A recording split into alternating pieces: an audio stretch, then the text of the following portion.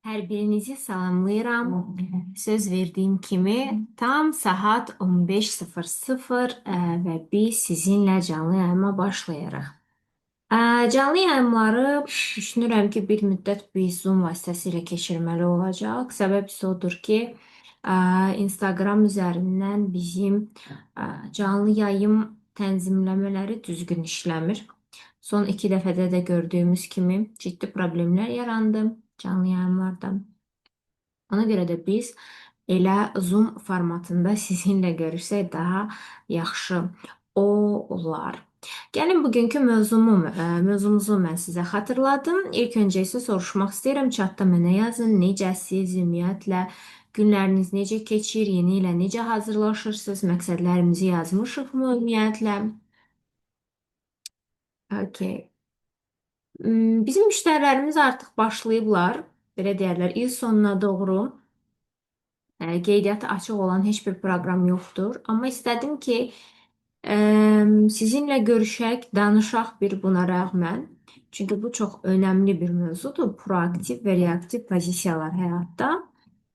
Və aranızda bir çoxları məni izləyirsə, nə vaxtsa həvəsi var iş qurmağa ya da iş adamları ilə çevrələnməyə mənə çox suallar gəlib keçən gün ki, ümumiyyətlə tanınan insanlarla necə çevrələnirsiniz, xarici dostlarınızı necə tapırsınız və s. deyə çox suallar da gəlir. Mhm. Əla. Siz özünüzü necə hiss edirsiniz? Bəs ümumiyyətlə yeni ilə hazırlaşırıqmı? Enerji qalıbmı? Məqsədlər hamısı gerçəkləşibmi? Mənim məqsədlər siyahımda nələr ki qalmışdı bir-iki şey, onlar da sürətli şəkildə elə bil ki gözləyirdilər ki 10 gün qalsın, 10 gündə öz-özünə reallaşmağa başlayıbdı. Bilirsiniz ya yox, 100 min deyə məqsədim var idi. YouTube üçün 10 min, Instagram üçün isə 100 min. Son anda gerçəkləşir bu. Son anda hal-hazırda cəmi 2000 nəfər qalır Instagramda. Bu da bir neçə günə yığılacaq. Çox sürətlə artır Instagram hesabı. Eyni ilə də YouTube hesabı da 10 minə cəmi 200 nəfər qalır. Orada da çox azdır say. Bunu gözləmirdim. Bir çox bunun kimi belə məqsədlərim də var idi. Hansılar ki son 10 gündə gerçəkləşir, belə deyərlər. Okey. Görürəm bizim master coachlardan sessiya alırsınız. Çox sevinirəm. Əla. Bizim master coachlar yeni qrup başlayıb da artıq və onlar da artıq yavaş-yavaş start deyirlər. Onların da məqsədi coach olmaqdır. Onların da məqsədi öz işlərini məhz coaching üzərindən qurmaqdır. Onlar da bu yola bu cürə başladılar. İl sonu gəlməmiş məqsədlərini reallaşdırdılar. Bizim master coachda bir yerimiz hələdir qalır. Kim istəsə həmin o bir yeri götürə bilər coach olmaq üçün, beynəlxalq sertifikatlar əldə etmək üçün. Kimlər ki məni tanımır, özümü tanış edeyim sizlərə, daha sonra keçək əsas mövzumuza. Mən Asiya Rüstəmli, artıq sizinlə bərabərəm, mən 5 ilə yaxındır. Bu yaxınlarda 5 ilimiz də tamam olacaq və mən başlayar-başlamaz öz işlərimi quraraq, komandamı toparlayaraq, layihələrimi genişləndirərək başlamışam işlərimə və Asiya Rövşən Akademi hal-hazırda coachlar da hazırlayır, təkcə təlimlər vermir, təkcə tək-tək insanlarla işləmir, həm də coachlar hazırlayır, beynəlxalq ikili sertifikatla, yəni Korset və Avropa Coachlar İttifaqı bizim sertifikatlarımızı, təlimimizə akkreditasiya verib, təsdiqləyib və s. Təzəlikcə isə bir neçə keyfiyyət standartına daha layiq görülmüşük. Onları da sizə yanvar ayında mən elan eləyəcəm ki, hansılardır, yeni nələr var bizim şirkətdə, nələr eləyirik və s. və s. Və mənim üçün ümumiyyətlə qurduğum işlər, sizlər, şirkət, komanda, izləyicilərim, hər bir sosial media kanalım, hər biri çox dəyərlidir və davamlı nəsə bir yatırım etməyi istəyirəm bu kanallara. Ona görə də komandanı genişləndirirəm. Müəyyən arxa planda icebergin görünməyən tərəfləri çoxdur. Komandamız bilər ki, heç kəsin görmədiyi çox işlər gedir arxa fonda. Sizlər üçün hər biri. Və tezliklə də inşallah 2026-cı ildə bizim işlər artıq qloballaşacaq, belə deyərlər. Daha qlobal arenaya çıxacaq ki, bu yolda da artıq düşünürəm ki, yavaş da olsa kifayət qədər addımlar atmışıq biz. Okey. Gəlin başlayaq sizinlə. Əm, Mənim evimdə bugün təmizlik gedir. Ona görə də biraz səs-küy ola bilər. Bilmirəm sizə gəlir yoxsa yox. Bu hay-küy rahat eşidirsizmi?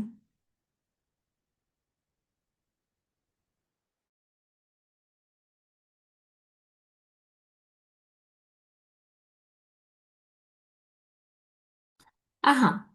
Əla. Baxın, bu həyatda ümumiyyətlə insanlar fərqli pozisiyalarda ola bilirlər. Bəli, biz artıq demişdik, mənim metodikama əsasən insanlar bu həyatda 3 həyat səviyyəsindən, yəni 3 psixoloji səviyyədən birində ola bilər.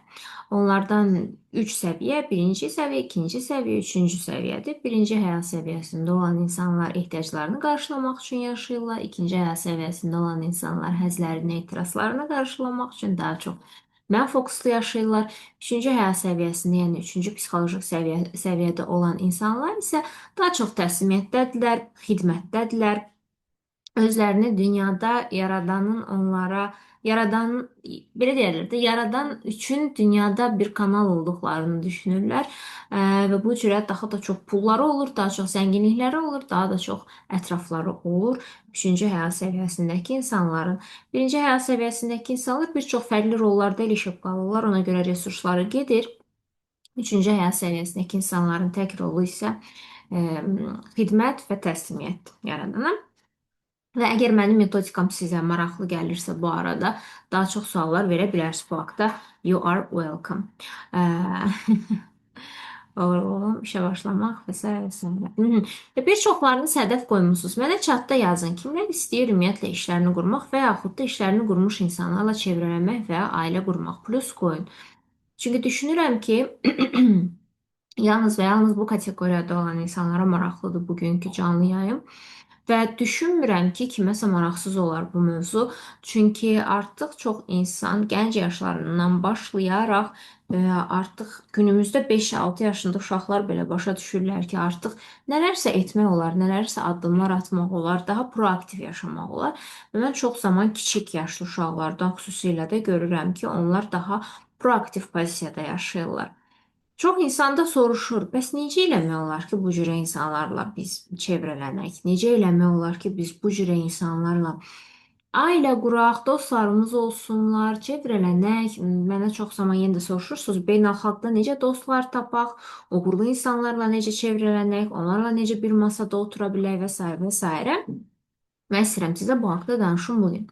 Baxın, sabah mən dostlarımdan birinin kitabının belə deyərlər də təqdimatına gedirəm və elə buradan yola çıxaraq sizlərə danışmağa başlamaq istəyirəm. Baxın, kimlər ki öz işlərini qurur, kimlər ki daha dünya üçün xidmətə keçir, nələrsə eləyir, kitab yazır, iş qurur, nəyisə toparlayır, bir araya fərqli bir nəticələr formalaşdırır. Bu o demək deyil ki, belə deyərlər, kimsə hər hansısa bir şirkətdə sadəcə işçi pozisyonundadır, idarəçi pozisyonunda deyilsə, o demək deyil ki, o insanın verdiyi fayda azdır. Əsla yox. Sadəcə olaraq zehniyyət olaraq belə deyərlər, daha aktiv pozisyonda yaşayan insanlar, yəni öz məsuliyyətlərini götürüb bir də məsuliyyət yarada bilən insanlar tamamilə fərqli bir pozisyona keçirlər həyatda və onlar üçün tamamilə fərqli qapılar açılmağa başlayır. Ən birincisi bunu bilməliyik ki, hər kəs ümumiyyətlə iş qura bilməz. Okay? Hər kəs iş qura bilməz, amma hər kəs proaktiv pozisiyaya keçə bilər. Bu nə deməkdir? Bəli, öz işlərini qurmuş insanların hamısı proaktiv pozisiyadadır. Bu nə deməkdir? Proaktiv insanlar gözləmirlər ki, kimsə nəsə etsin, ona reaksiya versinlər. Onlar aktivdirlər həmişə. Özləri həmişə inisiativ göstərirlər. Gəlin belə bir ə, analiz eləyək sizinlə.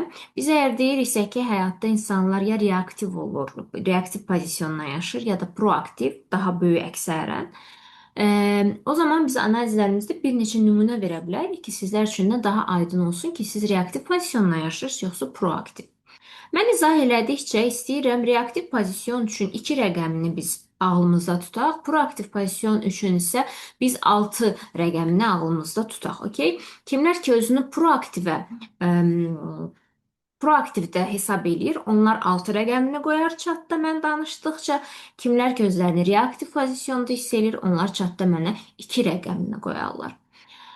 Baxın, kimlər ki bəzi insanlar var, onlar sadəcə böyük əksərən belə deyərlər. Əlbəttə həmişə bir pozisyonda da yaşamaq olmaz, amma böyük əksərən reaksiyalar toplusundan ibarət olur bu həyatda.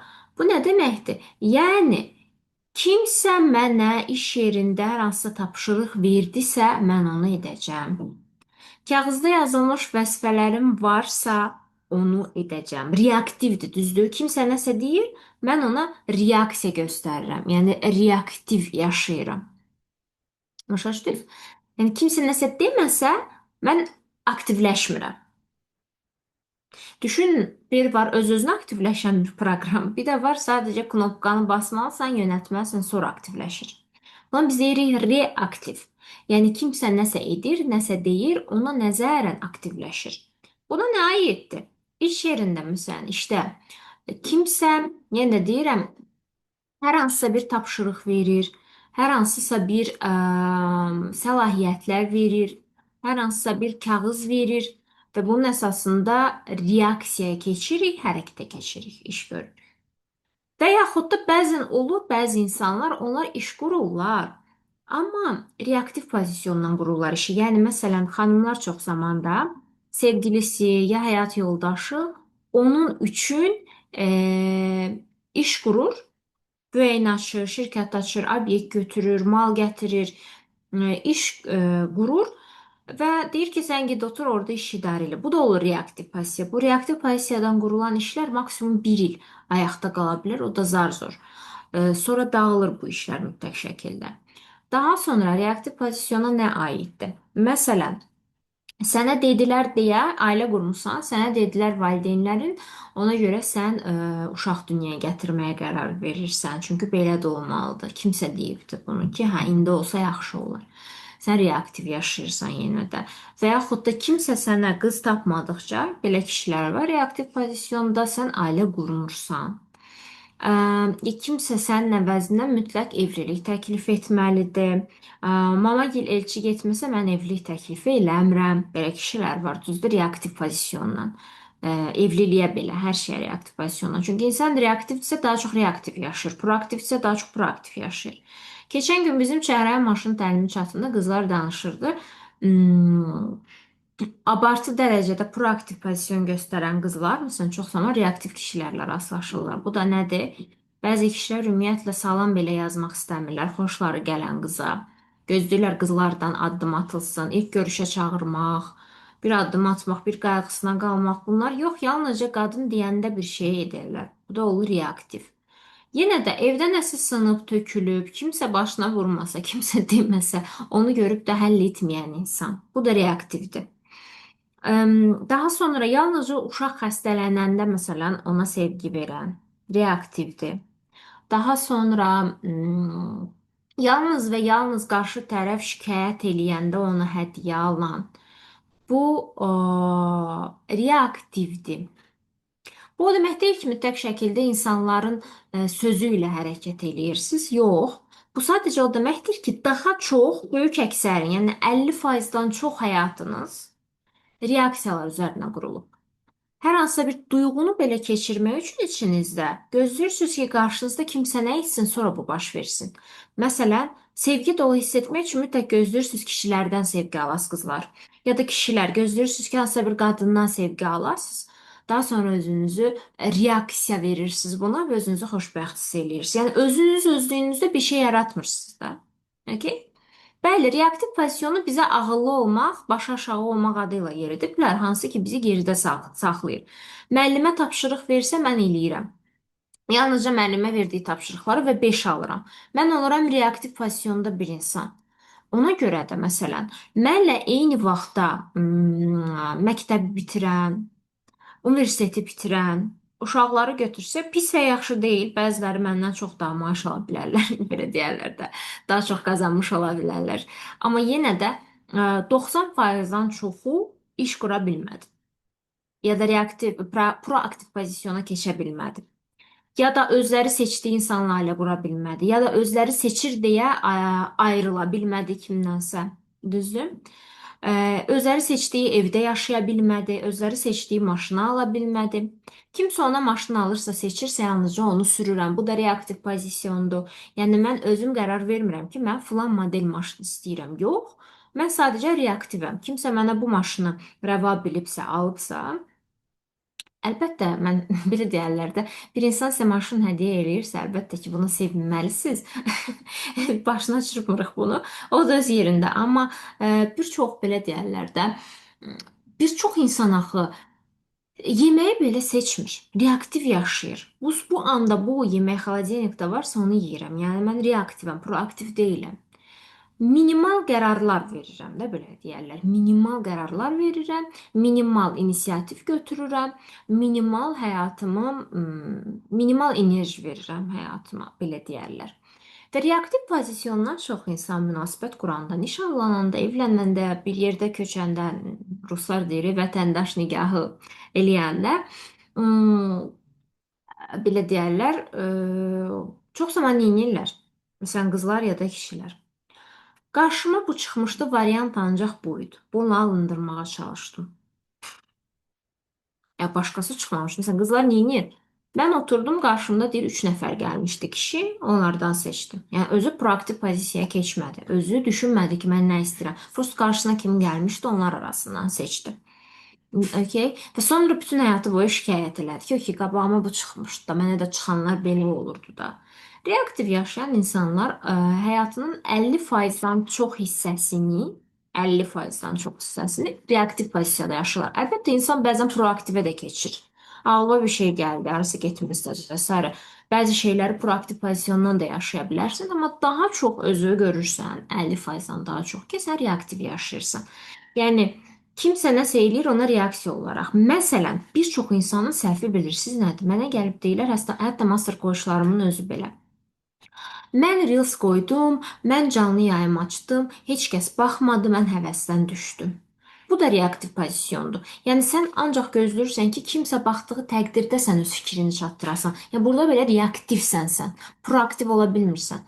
Mən nə qədər izah eləsəm də ki, mənim açdığım ilk canlı yayımlara ümumiyyətlə heç kəs baxmırdı. Ya heç kəs başa düşmək istəmir bunu ki, mən nə demək istəyirəm. Okay. Məsələn, indinin özündə belə vebinarlarım olub ki, 700 nəfər eyni anda canlı baxıb, elə də olur ki, indiki kimi 70-80 nəfər baxır. Çox normaldır. Mən buna görə həvəsdən düşmürəm məsələn, ya da proaktiv pozisiyamı rədd etmirəm buna görə. Reaktiv pozisiyona keçmirəm. Yəni hansı keyfiyyətdə mənim vebinar keçməyim, hansı keyfiyyətdə mənim təlim keçməyim, hansı keyfiyyətdə görüş keçirməyim və s. Reaksiyalardan asılı deyil. Yəni mən kiməsə reaksiya olaraq etmirəm bunu. Ki, çox adam gəldi, mən yaxşı eləyim, az adam gəldi, pis eləyim məsələn. Bu şəkildə yox. Mən proaktiv pozisiyaya keçirəm. İndi proaktivdən danışanda daha aydın olacaq sizlərə. Reaktiv pozisyonda yaşayan insanlar daha çox gözləntidədirlər. Yəni məsələn onlar nə edirlər?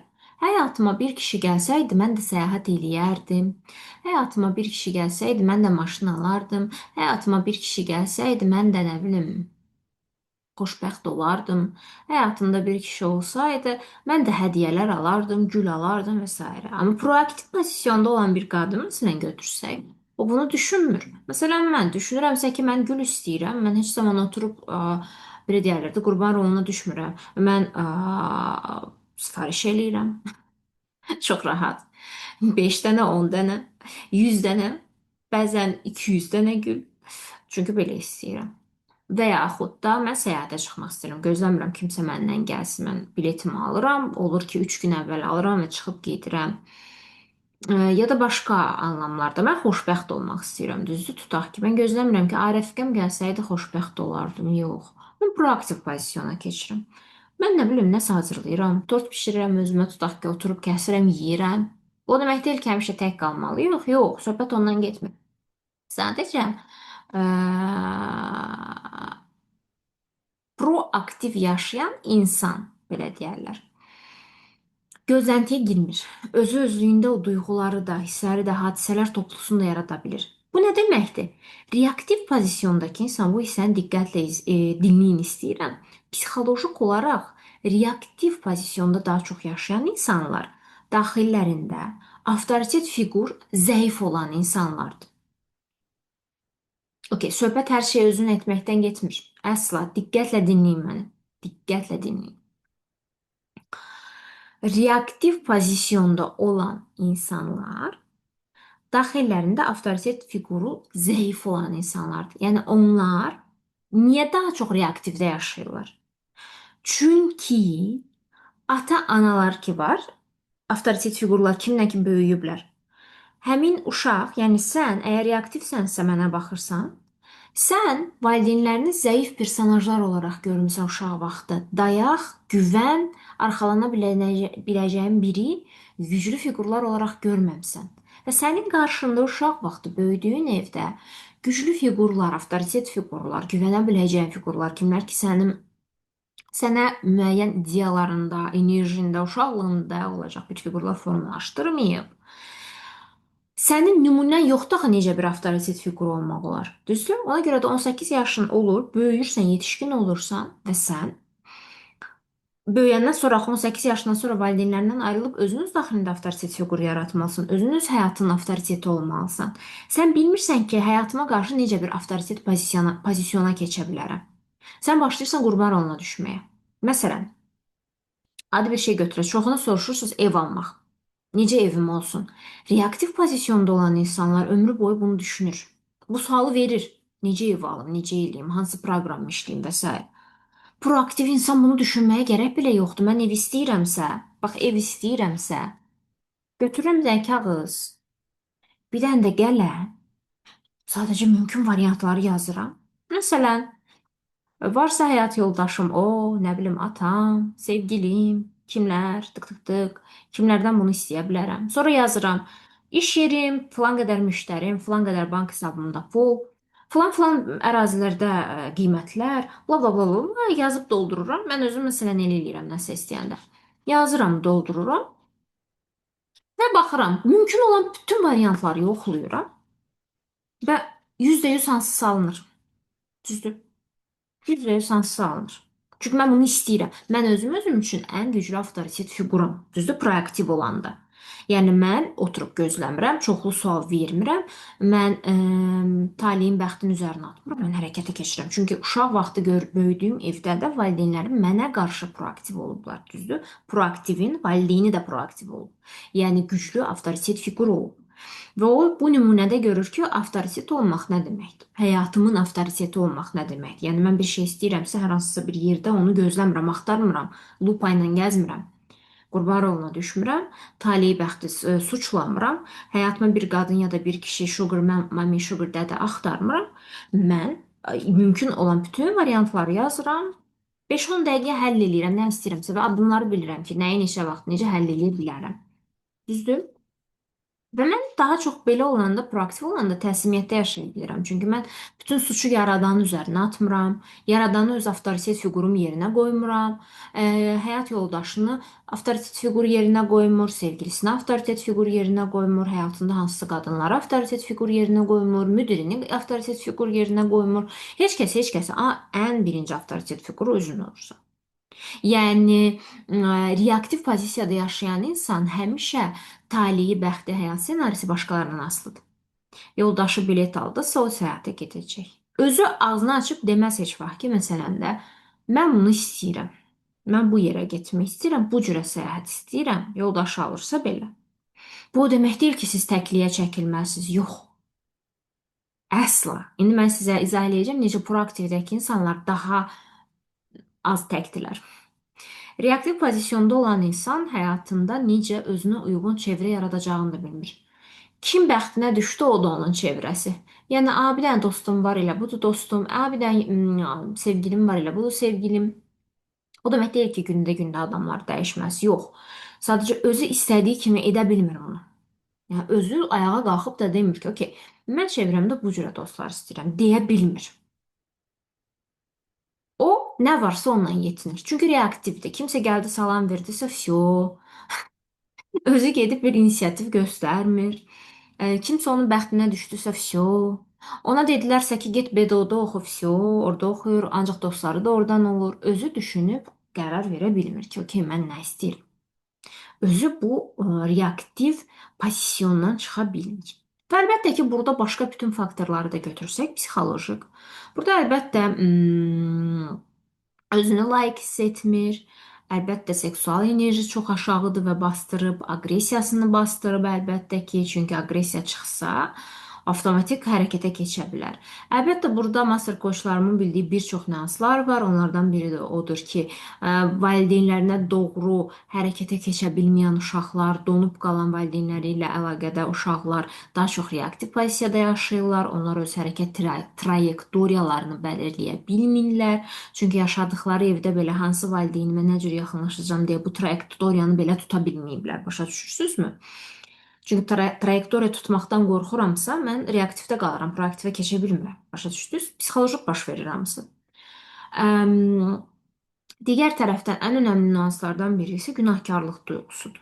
Biz dünən danışırdıq master koçlarla. Günahkarlıq duyğusundan çıxa bilməyibsə. Yəni atdığı hər addıma görə özünü günahlandırırsa, ağlına gələn hər ideya özündə günah və utanc duyğusu oyandırırsa, kim nəsə yeni bir insana salam verib tanışmaq istəyəndə günahkarlıq duyğusu ortaya çıxırsa, bunlar hamısı ona gətirib çıxarır ki, əlbəttə ki, biz reaktiv pozisiyada qalmaq daha çox komfortlu zona kimi belirləyirik. Sadəcə komfortlu bir zonadır, düzdür? Bu ki, mən reaktiv pozisyondayım. Çünki belə komfortludur. Niyə? Çünki uşaq vaxtından mən məcbur olmuşam reaktiv pozisyonda qalmağa. Biraz da dərinə getsək baxaq. Uşaq vaxtı dünənki dəhşət idi, anında maddi stres yaşadım. Bəli, master koçda ona görə də nəticələrimiz bu cür olur. Çünki biz beyin fırtınası yaşayırıq, orada psixoloji dəyişikliklər edirik. Bu öz yerində. Gələk əsas məsələyə. İndi istəyirəm xatırlayasınız. Uşaq vaxtı böyüdüyünüz evdə valideynləriniz özləri uşaq pozisiyasında olublarsa, valideynlər özləri uşaq pozisiyasında olub. Onlar avtoritet fiqur kimi göstərmirlər özlərini. Və nə baş verir? Fikir verin. Onlar dalaşırlar, siz onlara reaksiya olaraq yaşayırsınız yalnızca. Onlar ağlayırlar, siz onlara reaksiya olaraq yaşayırsınız. Siz öz həyatınızı uşaq vaxtı öz oyunlarınızı belə qura bilmirsiniz. Yalnızca onların moduna əsasən siz reaksiyalar toplusundan ibarət olursunuz. Bu nə deməkdir? Mamanın kefi yoxdursa bugün oynamıram. Ata bugün evdədirsə televizora baxmıram və s. və s. Reaksiyalar toplusudur bu, düzdür? Yəni uşaq vaxtından böyüdüyüm evdən bütün kimliyim mamama, atama və ya hər ikisinə ya da nənə babama nəzərən onların moduna, kefinə, emosiyalarına, maddi durumlarına, yəni davamlı ki, qurban rolunda olublar, tiran olublar və yaxud aqressor və yaxud da xilaskar rolunda olublar. Ona görə də mən onlara nəzərən reaksiyalara çevrilirəm.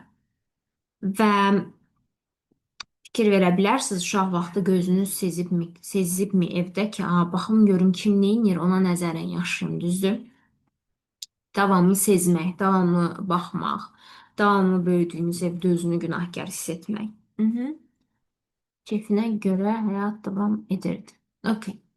Bir də ola bilər ki, uşaq vaxtı böyüdüyünüz evdə olan vəziyyət elə olub ki, sizə ümumiyyətlə danışmağa icazə verilməyib, hərəkət etməyə icazə verilməyib. Bu zaman da əlbəttə ki, siz reaktiv pozisyonda qalırsınız. Okay? Ümumiyyətlə bir uşaq nə vaxt sizcə psixoloji inkişaf dönəmləri var da, düzdür? Bir uşaq nə vaxt bilinir ki, o proaktivdir, yoxsa reaktivdir? Sizcə hansı yaş dövründən ilk dəfə başlayır bu sizcə? Baxın, məncə bu yeniyetmədə daha da inkişaf eləyir, bəli, amma yeniyetmədə yox. Bu daha çox 3-5 yaşlarında, nə vaxt ki mən özüm etapı var idi, mən sizə bunu çox izah eləmişdim. 2-5 yaş deyə bilərik ya da 3-5 deyə bilərik buna. Nə vaxt ki uşaq tam danışır, tam yeriyir və o özü nələrisə yoxlamaq istəyir. 2 yaşda ola bilər, 3 də ola bilər. Artıq ayaq açıb və nələrsə yoxlamaq istəyir. Mən özüm etmək istəyir. Məsələn, nə bilim, götürür bunu oynatmaq istəyir mən özüm. Nəyisə dağıtmaq istəyir, özü yemək yemək istəyir, düzdür? İnisiativ göstərmək istəyir. Və uşaq inisiativ göstərən yaşa gəldi və valideynləri həmin dövrdə ya da böyüdüyü mühit həmin dövrdə onu gərəkdirdisə ki, uşaq özü heç nə eləyə bilmir. Yəni qaşıq tutmağa belə icazə verilmir. Mama yedizdirir davamlı, evi dağıtma deyilir, sən özün heç nə bacarmarsan, qoy mama eləsin, qoy ata eləsin, qoy nənə eləsin. Və icazə verilmir uşağa ki, uşaq dağıtsın, töksün, özü yoxlasın. Buna biz deyirik, mən özüm etabı. Psixologiyada da belə deyərlər. Mən özüm etapını keçə bilmədisə uşaq, böyüdükdən sonra da o əgər öz üzərində işləməsə, məsələn, mən özüm etapını keçə bilməmişdim uşaq vaxtı. Mən bunun üzərində işləmişəm. İlk işlədiyim proqramlardan biridir. Bunu işləməsə uşaq, sonradan mən özüm durub iş qururam deyə bilmir. Ya da mən özüm durub həyatımı kimsə seçirəm deyə bilmir. Düzdür? Çünki o davamlı gözləyir ki, ay ay ay nəsə olacaq. Ay ay ay mənə kimsə desin. Ay ay ay vay vay vay şəxsəy vaxsay. Və o düşünün, mən özüm etapını keçməmiş bir uşaq üçün böyüdükdən sonra tutaq ki 30 yaşına gəlib və naçır iş qurmağa, şirkət açmağa. Düşünün onun üçün nə qədər böyük bir stressdir. Uşaq vaxtı necə ki, hələ bunu işləməyibsə burada, uşaq vaxtı necə ki, əlinə bir qaşıq götürəndə, yemək götürüb yerə dağıtmaq istəyəndə, valideynləri gəlib ona, yoxsan bacarmarsan, qoy mən eləyim, mama eləsin, ata eləsin, hələ balacasan deyirdisə, eyni duyğu burulğanına girir. Və əlbəttə bu dəhşət böyük bir stres şeyinə çevrilir bu, necə deyirlər, stres qaynağına çevrilir. Normal insan, məsələn, normal proaktiv pozisyonda yaşayan bir insan iş qurmaq üçün sadəcə veyni açır sabahsı gün, heç gözləmir, bir saat sonra başlayır artıq müştərilərini yığmağa, heç narahat olmur, tez bazar işlərini qurur, belə deyərlər. Heç nəyə gərək olmur da əlavə bir şey. Əlbəttə o məsləhət də istəyəcək, amma proaktiv pozisyondan alacaq. Bu reaktiv yox. Gözləmir ki, o kimsə ona nəsə desin sonra. Daha reaktiv deyil, proaktivdir. Amma kim ki reaktiv pozisyondadır, uşaq vaxtından bu etapları sağlıqlı şəkildə keçməyib, onun üçün yenə də deyirəm, iş qurmaq böyük bir stressə çevrilir. İndi digər mənada təkcə şirkət yox, aranızda var məni dinləyən və proaktiv insanlarla çevrələnmək istəyən, məsələn, tutaq ki, proaktiv biri ilə ailə qurmaq istəyən kişilər var çox zaman, bəylərimiz var. Mən çox təqdir eləyirəm. Mənə Mənə deyim qutusunda maraqlı. Düzdür, mən deyim qutuma özüm baxa bilmirəm, donur çünki. Arada bir girəndə görə bilirəm nələrsə, amma çox zaman komanda baxır. Tamamilə donur. Dəhşət çox mesajlar var deyə nadirən girmək olur ora. Amma nə vaxt ki görürəm ki, biraz azdır mesaj sayım, girə bilirəm, donmur. Girib baxanda görürəm ki, bir çox bəylər var məsələn. Primo yazır, evlilik təklifi eləyir, nə bilim nəsə salamlaşır, nəsə danışmaq istəyir. Düzdür, mən yenə də deyirəm, iş profilindən heç vaxt heç kəslə söhbət eləmirəm, çünki buna şərait belə yoxdur. Amma yenə də mən görürəm ki, bir çox kişilərimiz çox maraqlı gəlir onlara. Daha öz ayaqları üstündə dura bilən bir qadın, onunla münasibət qurmaq və s. və s. Bunu çox görürəm mən.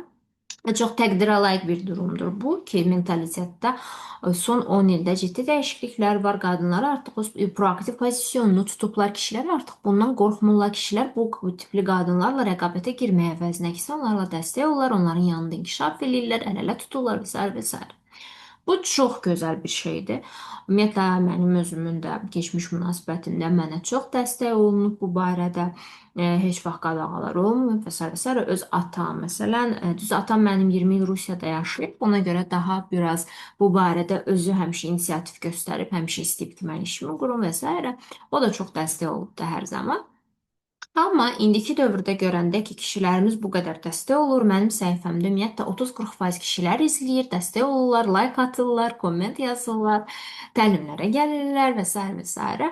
Bu məni çox sevindirir. Amma kişilər çox zaman belə bir fərqindəliyə çatırlarsa ki, əlbət, artıq mən istəmirəm reaktiv pozisyondan bir qadın. Mən həyatımda istəyirəm daha proaktiv bir xanım. Kim ki öz ayaqları üstündə durur, kim ki həyatını qura bilir və s. və s. Ki mənim rəfiqələrim də proaktiv pozisiyadadır bu arada.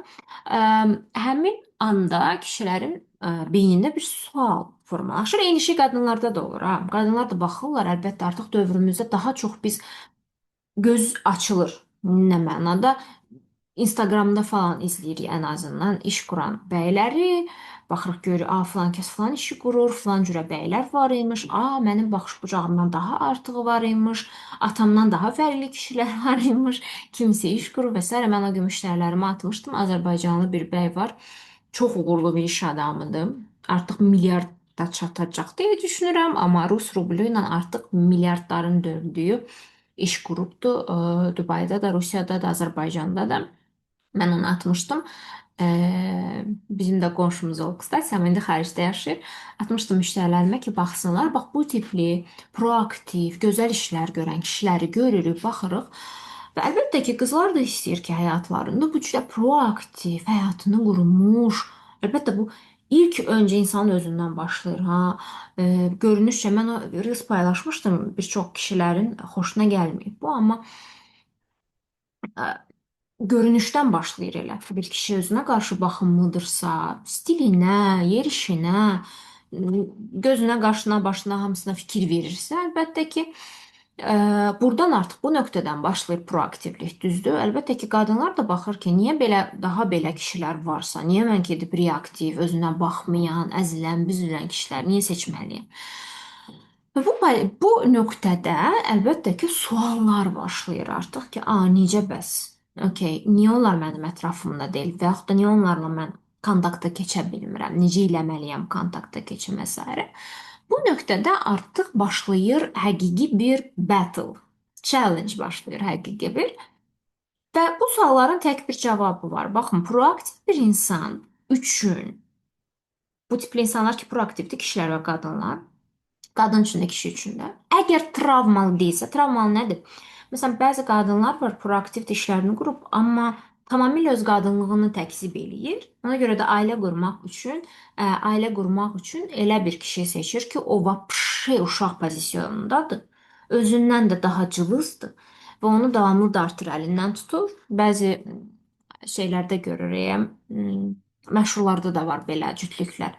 Qadın kişini dartır, özü az qalır belində aparsın. Gəl bura, gəl bura. Görünüşcə belə yaraşmırlar, ha. Görünüşcə belə daha cılızdır kişi, baxımsızdır. Həyatını qura bilmir, dalğalanır davamlı, adi bir hədiyyə belə ala bilmir, yanındakı xanıma qulluq, diqqət, qayğı belə göstərə bilmir və s. Bəli, belə də var. Belə kişilər də var. Özü proaktivdir, amma o qədər kişiliyini təkzib eləyir ki, kişiliyini isbatlamaq üçün fərqli-fərqli qadınlarla bərabər olur. Ailə qurmaq üçünsə çox zəif, reaktiv pozisyona belə keçə bilməyən, heç bir pozisyona keçə bilməyən bir qadın seçir həyatına. Kim ki ümumiyyətlə döyə bilər, söyə bilər, onu abuse eləyə bilər ona, psixolojik ya da fiziki şiddət. İkisi də eyni şeydir bu arada. Ya hər ikisi ya da birini göstərir. Bunları saymırıq biz. Niyə? Çünki bunlar proaktiv insanlardır, bəli. Amma bunlar öz kimliklərini təkzib eləyən, yəni çox ağır proqramlarda olan insanlardırlar bunlar. Yenə də deyirəm, mən çox görürəm belə. İş xanımıdır, məsələn, yanında o qədər belə bir bəy seçir ki, o bəy ümumiyyətlə oturur evdə uşaqlara baxır, arada bir, nə bilim, bağı süpürür, nə bilim, qadınsa gedir iş görür, bilmirəm necə izah eləyim. Gedir bütün gün işləyir, sonra kişi deyir mənə pul ver qadına. Belə olur, yəni belə olur. Var belə tanışlar uzaqdan, yaxında yoxdur, amma uzaqdan var. Bilmirəm sizdə varmı? Eyni şey yenə də kişilərə aiddir. Elə qadını seçir ki, həyatına özü, öz kişiliyini təkzib eləyir. Yəni tam inanmır ki, mən güclü bir kişiyəm. Ona görə ehtiyacı var çoxlu qadınlara. Ona görə yanında çox zəif bir qadın seçir, hansı ki, onun əlinə baxır. Məsələn, mənim belə bir şey deyəcəm, biraz intim bir söhbətdir, amma yenə də baxın, qadınların ümumiyyətlə elə xərcləri var ki, onun üçün kişidən pul almaq biraz düzgün deyil də, düzdür? Nə bilim, lazer olsun, gigiyenik müəyyən vasitələr olsun, özünüz bildiniz nədən söhbət gedir. Bəzi qadınlar var ki, onu almaq üçün belə icazə alacağı kişi ilə xahiş eləyirəm, ayın həmin günüdür, xahiş eləyirəm 3 manat ver, mən gigiyenik vasitə alacağam. Nə olar, xahiş eləyirəm 3 manat at kartıma. Bu tipli qadınları seçir. Bəzi özü milyonерdir, multimilyonerdir məsələn. Olur belə şeylər, amma biz bunları saymırıq, okey? Bunları misal gətirməyin mənə də. Bəzən özünüz özünü inkişafdan qaçmaq üçün bu tipli insanları mənə misal gətirib sual verirsiniz, öz enerjinizi də mənim enerjimi də yorursunuz, amma nə gərək var ki buna? Yəni İnsan öz təbiətini təkzib eləyərək zülmlə yaşamağı, adekvat yaşamaq varkən anormal sxemlərlə yaşamağı seçirsə, sizə bu niyə maraqlıdır? Ya da özünüz bu sxemlərin içindəsinizsə, sizə niyə maraqlıdır bu sxemləri davam elətdirmək? Axı normal öz təbiətinizi yaşaya bilərsiniz. Mhm.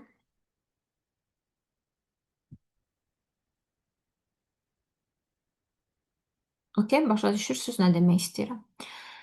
Və siz əgər istəyirsinizsə ki, okey, kişilər də qadınlar da həyatlarında proaktiv biri olsun, o zaman siz özünüz proaktivə keçməlisiniz. Burada önəmli bir nüans var, bir yerə qeyd eləyə bilərsiniz. Baxın, proaktiv pozisyonda olan biri üçün davamlı reaktiv pozisyonda yaşayan biri ağır bir yükdür. Yəni necə? Məsələn, mən öz həyatıma gətirsəm hər hansı bir kişinin ya da bir rəfiqəni tutaq ki, hansı ki davamlı reaktiv pozisyondadır, mən isə proaktivəm həmişə. Həmişə də deyərkən 70-80%-dən söhbət gedir. Çünki çerezçür ruslar demiş olmaz da, yəni 100% də yox. Bəzən insan reaktivə də keçməyə bacarmalıdır. Amma gətirsəm həyatıma belə bir rəfiqə, belə bir qohum, yaxınıma, dost, nə bilim həyat yoldaşı kim ki davamlı reaktivdə yaşayır. Bu mənim üçün yük olacaq. Bir ağlınızda qurun bunu. Necə bir yük olacaq? Düşünün, məsuliyyətlərini atmaq istəyəcək sənə. Səndən davamlı nəsə gözləntiyə girəcək. Sənin enerjini, davamlı sənin enerjindən qidalanmaq istəyəcək. Sən onun yanında olmayanda, enerjin olmayanda o özünü yarımçıq hiss eləyəcək. Bu sizcə də böyük yük deyilmi bir insan üçün? Kim ki öz həyatını qurub artıq. Avtoritet fiqurdur öz həyatında. Əsla bu o demək deyil ki, pulu çoxdur, ondan getmir söhbət. Pulu çoxdudan getmir söhbət. Sadəcə olaraq proaktivdir. Məsələn, mənim var, çox yaxın rəfiqəm var, daha çox evdar xanımdır. Çox az-maz işlər götürür, özü üçün işləyə bilir. Daha çox evdar xanımdır. Amma o çox proaktiv xanımdır. Məsələn, həyatında çox proaktiv bir kişi var. Neynir o? İdmanına gedir, maraqlı özü üçün rituallar eləyir, maraqlı şeylər təşkil eləyir. Nə bilim, ən azından məni yeməyə, kofeyə dəvət eləyir, qonaqlıqlar eləyir və s. və s. Fərqli bir enerjisi var. Düzdür, ondan fərqli şeylər öyrənmək olur. Öz həyatında sırf proaktiv pozisyondadır və öz evini seçir, öz evinin dizaynını eləyir, öz maşınını seçir, hər şey özü proaktiv pozisiyadan eləyir. Okay? Proaktiv pozisiyadan eləyir bunu. Və nə yazırsınız? Produktiv olmaq, mühit təsir etmir. Əgər siz gözləyirsizsə ki, olduğunuz mühit sizə təsir eləyəcək nəyəsə görəsə, məsələn, mən mühitimdə belə insanlar istəmirəm. Niyə? Çünki əgər bir insan mənim üstümə atırsa öz həyatının məsuliyyətini və enerjisini, mən bu insanları istəmirəm ətrafımda. Çünki mənim üçün bu yükdür. Kifayət qədər məsuliyyətləri var proaktiv insanların. Və kifayət qədər özlərinə fokuslu insanlardır. Kimsə onu dartırsa fokusunu, bu ağır bir yükdür həqiqətən də. Hiss eləmək ki, kimsə sənə qarşı gözləntiyə girir. Sənin davamlı yanında olmağının gözləntisinə girir. Davamlı səndən asılıdır hər şeydə. Enerjisel anlamda ola bilər bu. Maddi də ola bilər. Fərqli-fərqli anlamlarda ola bilər. Fiziksel ola bilər. Amma səndən asılıdır o necəsə. Və bu insanı çox ağır yükdür həqiqətən çox. Elə bil ki, uşağım var, bu cürə bir şeydir. Və heç kəs doğmadığı uşaqları istəmir öz yaşında. Öz yaşı ətrafında istəmir, düzdür? Və ona görə də bu çox ağrılı bir situasiyadır deyə çox zaman hətta iş adamı olan bəylərdən soruşsanız belə ki, necə bir xanım istəyirsən, yenə də deyirəm, o birisi kateqoriyanı götürmürük biz, normal psixologiyada olandan gedir söhbət. O deyəcək ki, əlbəttə ki, proaktiv pozisiyada bir xanım. Necə? O ki, yəni çünki iş adamı olan bir bəyi düşünün. Xanım və bəy heç fərqi yoxdur, amma bəylər daha çox. Onun fikri davamlı işlədir. İclasları var, məsuliyyətləri var, komandası var əlinin altında, nə bilim, bir çox məsuliyyətləri, işləri var. Onun iclasları var, yenə də deyirəm, və yaxud da ora-bura getməlidir görüşlərə, qaçmalıdır ora-bura və s. Və düşünün indi siz. Bir qız gəlir onun həyatına, bütün günü gözləyirsə ki, iclasa girmə nə olar, mənlə danış, sənin enerjin olmasa mən yaşaya bilmirəm. Əlbəttə bu ağır bir yükdür o kişinin nəyinə lazımdır əlavə bir yük uşaq həyatında. Sağlam psixologiyadadırsa əgər. Və yaxud da siz çevrənizdə məsələn olur bizdə Sovet dövrü psixologiyası ümumiyyətlə tamamilə fərqli idi. Çünki Sovet dövründə demək olar ki, hər kəs reaktiv pozisyondan yaşayırdı.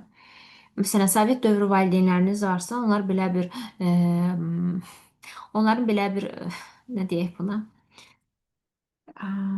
Strateji deyək də. Belə bir stratejiləri var onların ki, bir dənə korobka al, get, kimdənsə nəsə istə. Kim qarşılaşıb belə bir şeylə chatda smaylik qoyun. Mama ya ata deyir, bir dənə korobka al, get filan kəsin yanına filan şey istə.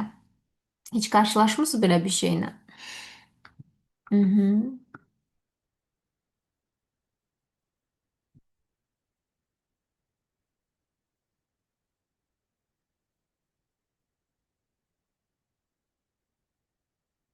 Mhm, görmüsünüz, düzdür valideynlərinizdən. Korobka alaq gedək, nə bilim, Əbülfəz iş qrupdur, onun yanına bir şey istəyək ondan sonra. Okey. Bax bu bəli, elə böyümüşük düzdür. Bu nə dərəcədə sağlıqlıdır ki? Düzdür, məsələn, bir korobka ilə sən böyük bir iş əldə etmək istəyirsən, amma bu artıq yetişkin psixologiyada, modern dünyanın yetişkin psixologiyasında olan bir insan üçün keçərli deyil. Çünki sən yenə də reaktiv pozisyondasan, balaca bir korobka almısan, gedirsən gözün içinə baxırsan, gözləyirsən ki, o sənin üçün nə edəcək.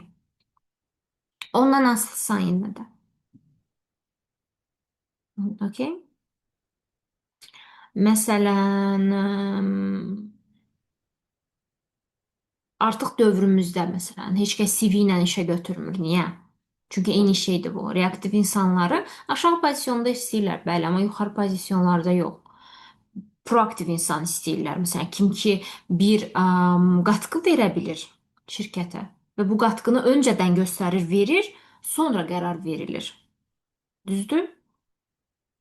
Amma kimsə deyirsə, mənə də çox deyirlər. Asya gəl kofe içək. Amma bilirəm axı söhbət nədir? Çünki onu demək tərzində belə altında çox şey yatır.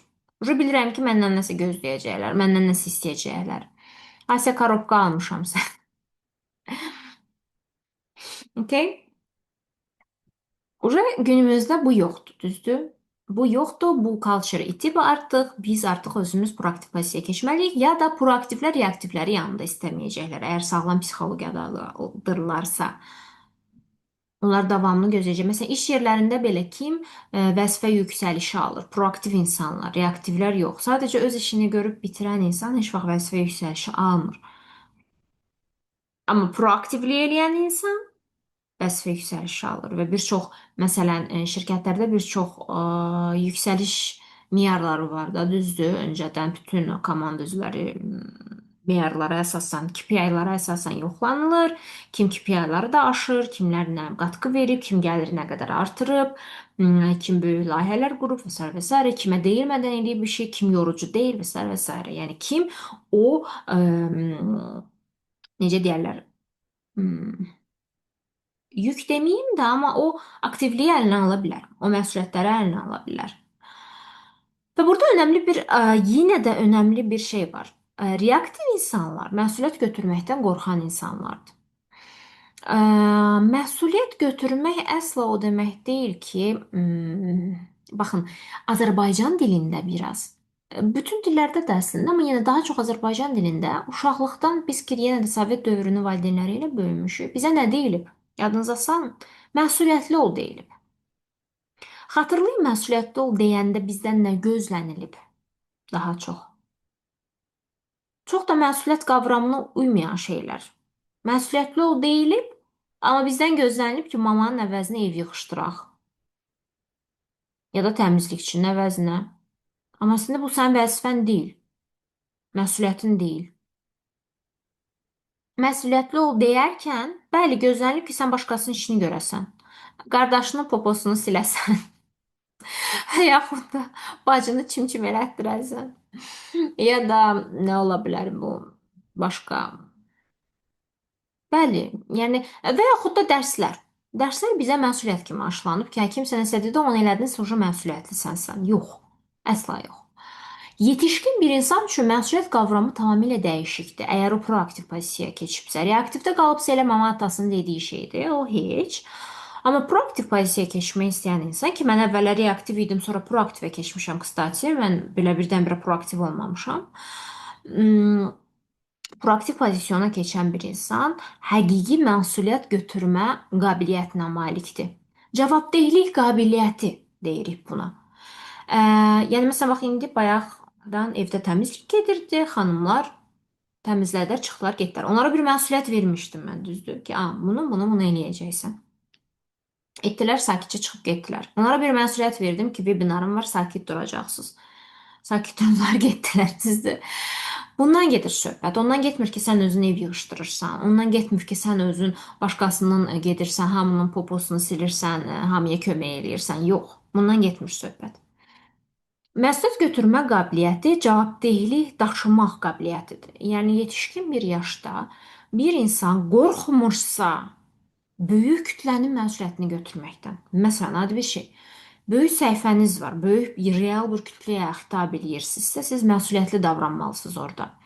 Məsələn, mən özüm bəzən mənə deyirlər, niyə hər şeyi bölüşmürsən? Çünki mən məsuliyyətliyəm, mən hər şeyi bölüşə bilmərəm. Mənim kütləm, auditoriyam qarşısında bir məsuliyyətim var. Mən durub da kiməsə nifrət eləyirəmsə, səhifəmdən istifadə edib kimisə məhv eləyə bilərəm. Kimisə haqqında böyük spekulyasiyalar yaya bilərəm, düzdür, səhifəmdən.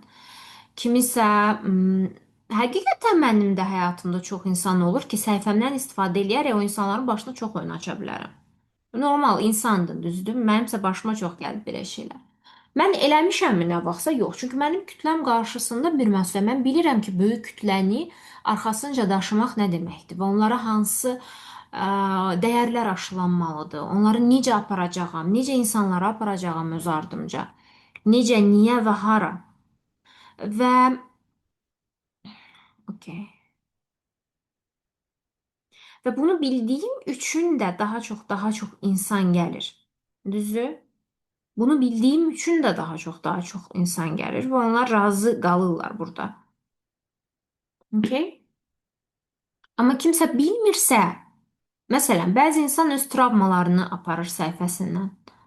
Bəzi insan məsuliyyətsiz yanaşır izləyicilərinə qarşı. Bəzi insan müştərilərinə qarşı məsuliyyətsiz yanaşır, başa düşmür. Bu müştəri ən azından belə bir şey satıramsa mən, bu qutunu açanda bu müştəri nə hisslər keçirəcək, düzdür?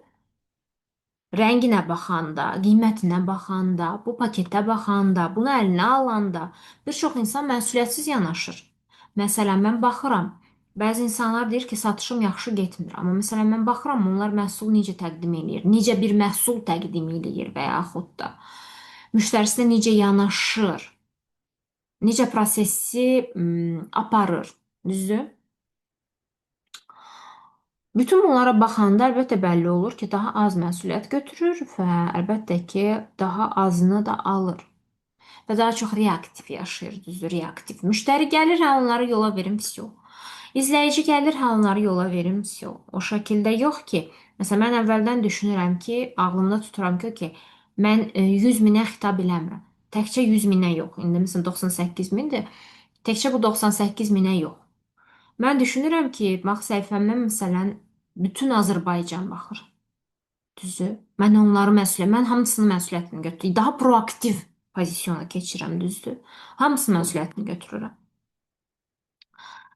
Və bu fərqləndirir reaktivlə proaktivi. Məsələn, proaktiv pozisyonda olan bir insan həyatında kişi qadın fərqi yoxdur. Əgər hansısa bir ətrafındakı bir insan şikayətlənirsə ona, sən də məni kofeyə dəvət eləmirsən, sən də mənimlə danışmırsan, səhər axşam zəng eləmirsən, enerji vermirsən, əlbəttə proaktiv insan bezir bundan. Əlbəttə istəmir bunu. Düzdür? Məsələn, reaktiv pozisyonda qalan xanımlar çox zaman həyatlarında proaktiv kişi niyə saxlaya bilmirlər? Çünki onun məsuliyyətlərini anlamırlar. Hələ özləri o məsuliyyətə keçmədiyi üçün onun nə məsuliyyətləri var, nə işləri var, hansı duyğuları keçirir, bunu anlamırlar. Və gözləyirlər ki, o nəsə eləsin ki, mən reaksiya verim. Məsələn, məsələn, çox zaman proaktiv iki insanın münasibəti, xoşbəxt bir münasibət. Orada hədiyyələr belə Instagramda görürsünüzsə ki, hədiyyələr falan alınır. Onlar belə, məsələn, qadın hədiyyə istəyirsə özünə kişi tərəfindən, bunun məsuliyyətini götürür. Neyinir? Məsələn, çox zaman bir kanal açır Telegramda, ora istədiyi hədiyyələri atır, linki ilə bərabər qiymətlərini atır. Göndərir sevdiyi adama, deyir ki, okey, öz seçimindir, istəsən burada da hədiyyələr. Bunları çox istəyərdim. Reaktiv pozisyonda qalan qadın isə oturur, gözləyir, söz atır və s. Kişi də sonra gedir ona nəsə qəribə bir şey alır, toster alır məsələn, ya da ev robotu alır. Qız isə bunu istəmirdi. Sonra oturur ağlayır, əsəbləşir. Çünki reaktivdir. Proaktiv deyil. Düzdür. Ya da gözləyir ki, nə vaxt mənə kimsə ev alar. Sonra ev alınır, görür ki, yox, mən üçüncü mərtəbə istəmirdim, iki otaq istəmirdim, nə bilim, Maçdağada ev istəmirdim və s. və s. Sən proaktiv deyilsən, sən reaktivsən, sən gözləyirsən, qorxursan, hələ baxırsan. Uşaq vaxtı necə mamanın, atanın ağzına baxırdın, qorxurdun. O şəkildə pozisyondasan. Keçək proaktiv insanlar. Proaktiv insanlardan ümumilikdə danışsaq, proaktiv insanlar, bəli, 4-5 seçim deyirəm, o da birini seçir. Ümumiyyətlə, kişilər tərəfindən hədiyyə alan bir qadın proaktiv qadındır. Reaktivə hədiyyə alsalar uşaq kimi başını allatmaq üçün alırlar. Amma proaktiv qadın həqiqətən özü istədiyi hədiyyəni götürə bilir. Okay? Əgər bir qadın üçün önəmlidirsə, məsələn, mənim üçün önəmlidir hədiyyə, düzdür. Mən partnyoruma deyə bilmərəm, gözləyə bilmərəm ki, o nə vaxtsa beyninə düşər, qadağan eləyər mənə hədiyyə alar, düzdür. Mən əvvəldən bildirməliyəm bunu, əvvəldən deməliyəm, proaktiv pozisiyona keçməliyəm, özümü uşaq kimi aparmamalıyam, gözləməliyəm ki, kimsə məni xilas eləyəcək. Ya da adi bir şey, proaktiv pozisyonda olan bir qadın hətta vişlet düzəldirsə belə, gözləmir ki, bunların hamısını kişi eləyənə qədər mən heç nə eləməyim. Yox. Elə bir Telegram kanal açıbsa da ki, orada hədiyyələr var kişidən gözlədiyi və sabahsı gün gedib hansısa birini ala bilər və orada Telegramda qeyd eləyə bilər ki, məsələn, bunu özüm aldım. Heç bir qurban pozisiyasına da düşməyəcək. Heç bir şəkildə. Sizə mən hətta maraqlı bir şey deyim. Demək olar ki, çevrəmdə, demək olar ki, yox, 100%, mənim çevrəmdə, ümumiyyətlə qızların, dostlarım, rəfiqələrim, təqribən sayım 7-8-ə çatır.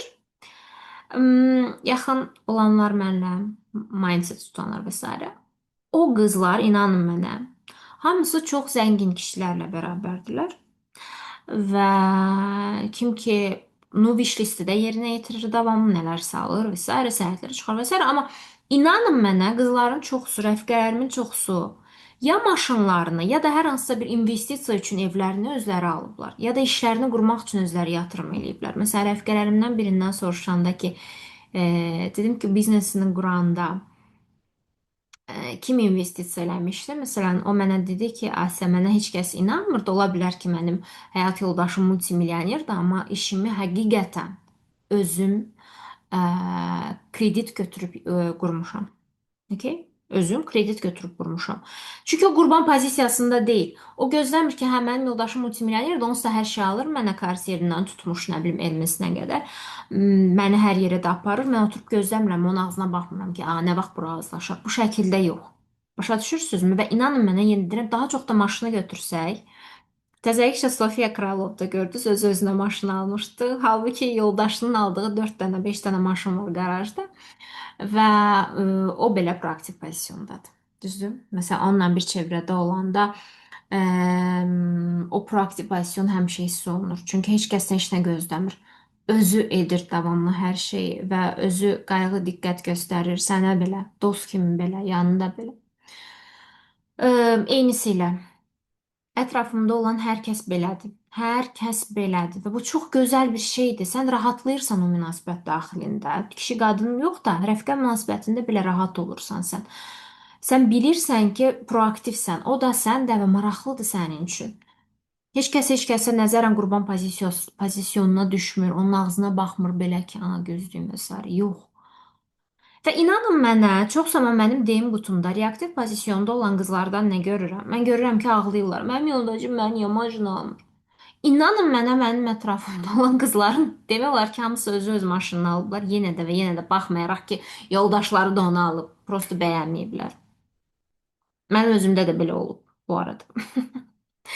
Amma yenə də heç kim qurban pozisiyasına düşmür. Yəni siz gedib də marketdən çörək alanda necə qurban pozisyonuna düşmürsünüzsə ki, bəziləri buna görə belə düşür ki, "A, kişi almadı, mən aldım." Eyni şey hər şeylə bağlı. Artıq pula nəzərən qurban pozisyonuna düşmək, kim nə qədər qazanır deyə düşünmək münasibətdə. Ay mənim ərim bu ay daha az qazandı. Ay mən daha çox qazandım. Vsyo, dünya dağıldı, mən qurban pozisiyasına düşürəm. Əsla yox. Proaktiv bir qadın məsələniz, burada qızlarımız çoxdur. Belə deyil. Eyni ilə proaktiv qadınla münasibət qurmaq istəyən bir kişi, məsələn, yenə də rəfiqələrimdən biri işləməyən bir, özü iş xanımı idi, amma işləməyən bir kişi ilə ailə qurdu. Bir ildə o kişi uçdu da belə deyərlər, milyonlar qazandı. O oturub qurban pozisyonuna heç düşməmişdi ki, mənim sevdiyim kişi indi işsizdir, oturub qalıb və s. və s. Ay mənə maşın ala bilmir. Əsla yox. Sadəcə belə deyərək də öz reqlamentlərini verdi ki, okey, mənə bu lazımdır münasibətdə. Vsyo. Bu eləyirsən, vsyo. Vsyo. Bitdi getdi. Qurban pozisiyonu yoxdur burada. Okey? Burada böyük bir daxildə avtoritet fiqur hiss olunur həmin qadından. Ona görə o kişi hərəkətə keçir. O kişi tək qalmışdı, neçə illər mənim dostum idi. Hərəkətə keçə bilmirdi. İnanın mənə. Yirdi, yatırdı. Və və hə, kişilərdən danışırdıq. İndi hansısa bir kişi bax belə bir qadınla da bərabər olmaq istəyirsə proaktiv pozisyondan, ola bilər ki, yerdə yatırdı əvvəllər, simiçka çıxdı, pivə içirdi. Amma bu cürə bir qadınla bərabər olmaq üçün də özü bir müəyyən bir ə, daxili güc tələb eləyir, düzdür? Çünki bir çox kişiyə mənim bu saat inanın mənə qoyduğum reelslər daha çox kişilərə yönəlir axır vaxtlar. Onları belə deyərlər də. Targetim daha çox bəyləri cəlb etməkdir səhifəyə ki, daha çox balans qorunsun səhifədə də, təlimlərdə də biraz kişilər qadınların sayında. Daha çox target kişilərə yönəlir. Onlar qıcıqlanır, bəzisinin xoşuna gəlir. İndi baxırdım. Baxıram görürəm ki, bir çox qıcıqlanan kişilər sadəcə bir qadın proaktivdir deyə qıcıqlanır, rədd edilmə duyğusuna düşür və başlayırlar məni pisləməyə. Biri deyir qaşığa oxşuyursan, biri deyir bıçağa oxşursan, biri deyir yer fındığına oxşursan, biri deyir cır almaya oxşursan, o birisi isə deyir ki, sən vəbşe nə yazmışdı bu?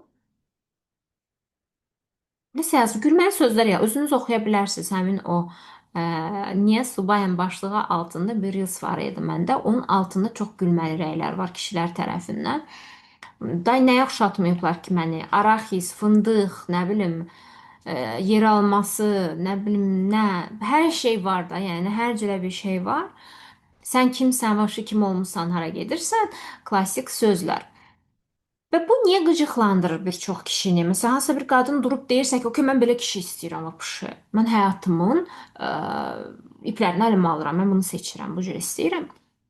Bir çox kişi, bayaq danışdığım kişidən söhbət gedirsə, əgər spesifik misaldan ki, necə olur ki, işsiz olan bir kişi, mənim bir rəfiqəm, bir dənə də belə tanışım var, kstati. Sırf işsiz, gücsüz evdə oturub sevinçqa çitlayan bir kişi ilə bərabər olmağa başlayıb və sıfırdan bir ildə milyoner olub həmin kişi. Sxem çox sadədir. Düzdür, mən heç vaxt belə risklərə getməzdim. Bilmirəm, onlar necə gedirlər, amma yenə də. Orada sxem necə gedir? Orada sxem sadəcə belə gedib ki, həmin kişi bir qadın, yanındakı qadın ona nəsə dedi deyə travmasına düşüb oturub ağlamayıb. Prosta hərəkətə keçə bilib. Və bir çox kişilər də uşaq vaxtından mama ata onlara nəsə deyəndə rədd edilmə duyğusuna düşüb, ağlamağa başlayıb, travmalarını delişib deyə onların xətrinə dəyir. Bir qadın nəsə istəyəndə, nəsə deyəndə, öz fikrini bildirəndə onlara elə gəlir ki, vsyo. Belə deyək də, rədd edilməmək üçün rədd eləyirəm. Yəni bu qadın uje məni indidən qışqışlayır. Məsələn, deyəndə ki, mənə lazımdır ki, sən bir il sonra artıq ev alasan, maşın alsan, onu da eləyəsən, bunu da eləyəsən. Bunu artıq qəbul eləyir şapalaq kimi. Sevgi göstəricisi kimi yox ha, şapalaq kimi. Və artıq bu momentdə sındırır. Bayaq necə baş vermişdir Reels'da, deyir sən vəbşi nə gündəsən özün, yer fındığına oxşayırsan, sən vəbşi heç meyvə bıçağı qədər də deyilsən dəyərli, sən belə-beləsən, sən belə-belə olasan, qapını çırpdı, getdi başqa yerdə semiçka çıtdamağa. Və həyatı ömür boyu belə amöb kimi davam edə bilər. Semiçka çıtdayacaq orada, burada pivə içəcək. Pişiyin əli ətə çatır həmişə əslində. Sadəcə olaraq rahat yolu seçmir, düzdür? O travmalarına düşür prosta. Ona elə gəlir ki, kimsə tutaq ki, bir qadın ondan Hermes çanta istəyirsə, indi onun pulu yoxdursa, bu onun artıq şəxsiyyətinə hörmətsizlikdir. Əslində bu qadın bəlkə istəyir ki, bəlkə yox 100% istəyir ki, sən yüksələsən, daha yaxşısını bacarasan. Həmişə fəxr eləsin ki, nə yaxşı mənim bütün paltarlarımı, hər şeyimi bu kişi alır. Baxın necə kişim var mənim, düzdür? Səni həvəsləndirir, sənə məqsəd verir. Kişilər öz-özlüyündə heç bir məqsəd formalaşdıra bilmirlər. Çünki ən uğurlu kişi belə öz-özlüyündə bir məqsəd formalaşdıra bilmir. Ya mamaları qoyur o məqsədi, ya da həyatlarında sevdikləri qadın. Bir çox kişi əlinin tərsi ilə sevdiyi qadın proaktiv pozisiyondadır deyə özü reaktivdə qalıb və proaktivə keçə bilmir deyə qış qış qış qış itələyir onu. Travmaya düşür prosta. Prosta travmaya düşür. Prosta o öz mənliyinə təhlükə kimi görür, kimsə onun inkişaf etməyini istəyəndə. Və heç kim səni pisləmir, heç kim demir ki, sən nə gündəsən. Normal qadın bunu demir onsuz da. Ən azından Ermənistan falan başı çıxan bir qadın belə sözlər istifadə eləmir. O sadəcə deyir, əzizim, mən bunu istəyirəm. Çox istəyirəm ki, sən alasan mənim üçün bunu.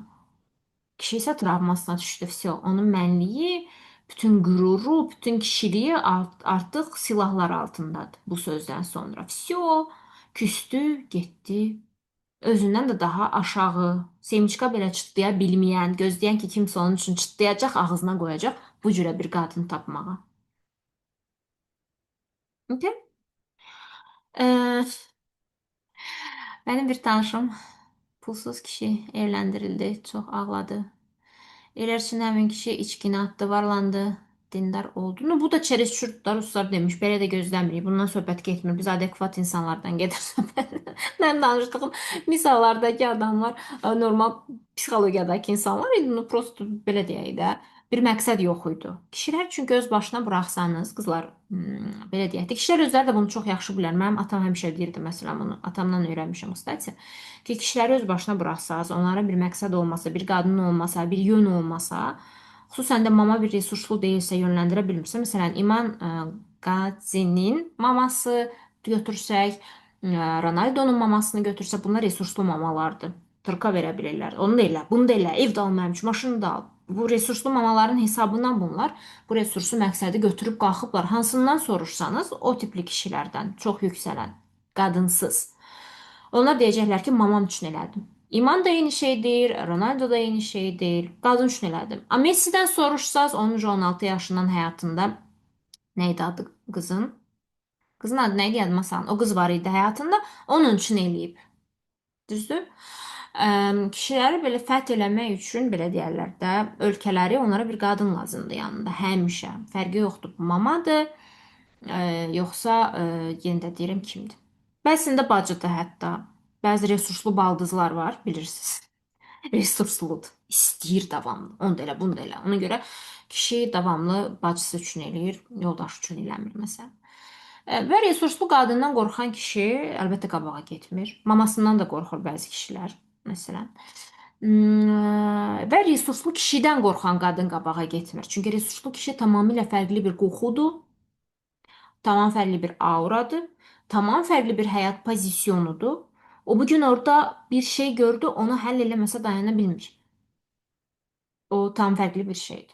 Yəni buna bir resurs lazımdır qadında ki, bunu bacarsın götürməyi. Götürmə qabiliyyəti olmalıdır axı. Düzdür? Çünki əgər bir qadın yandakı kişi proaktiv pozisyondadır məsələn. İş yerində bir qadın yıxılıb həmin anda tutaq ki, ürəyə gedib və sənin kişin də tamam sənin həyat yoldaşın, amma bu proaktivdir. nə bilim, müdirdir, bu kişidir, əməlli başlı da belə deyərlər. Həmin qadını maşına qoyur, aparır xəstəxanaya, xərclərini ödəyir. Tutaq ki, də tək bir qadındır iş yerində, nəsə olub, başına gəlib. Və sən evdə, burada hır çıxarırsansa dava dalaş. Sən onun xarakterini, kişiliyini, proaktiv pozisyonunu qəbul eləmirsənsə, çünki özündə yoxdursa bu qurban pozisyonundasansa, əlbəttə o kişi də səndən bezir əvvəl-axır. Niyə? Prosta həcm çatmır qəbul eləməyə. Əlbəttə burada ondan söhbət getmir ki, kişi proaktivdir deyə getsin, bütün qızları doyursun, hədiyyə alsın, əsla yox. Şor gözlükdən söhbət getmir. Şapalağı qoymaq olar həmin vaxtı. Amma söhbət gedir sadəcə proaktiv kişidən də belə deyərlər. Hamının qayğısına qalan, diqqət göstərən, proaktiv. Qısası proaktiv.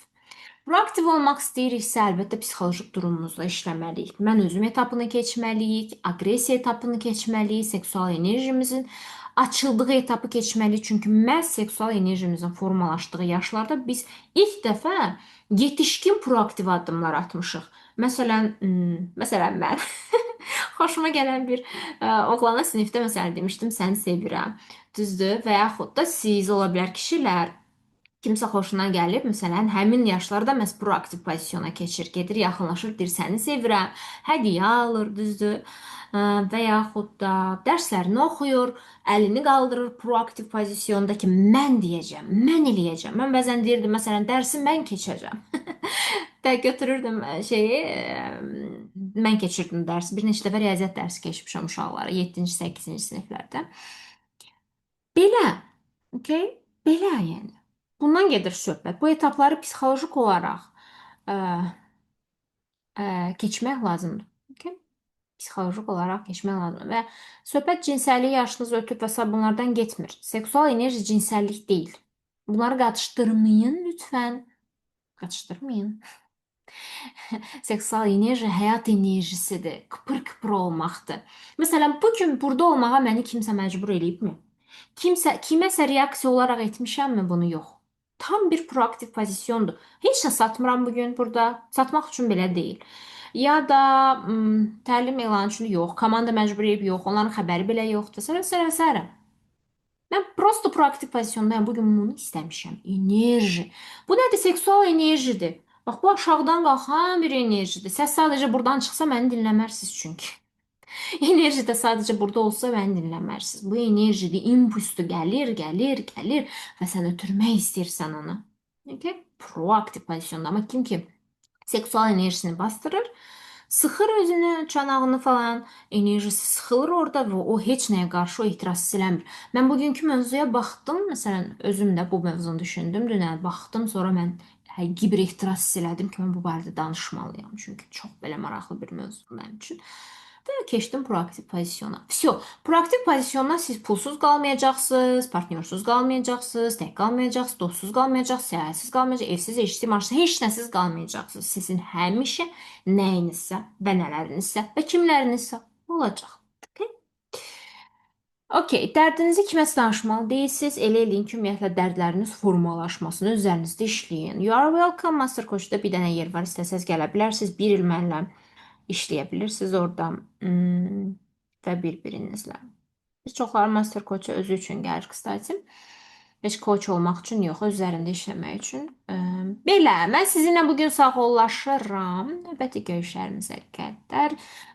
Bugünkü canlı yayımla bağlı Telegramda, chatda nə nəticə çıxartdınız yazsanız, çox sevinərəm. Mən də görə bilərəm ki, sizlər nə götürürsünüz, necə anlayırsınız, başa düşə bilirikmi, nəyisə dəyişə bilirikmi danışdıqca, yoxsa yox.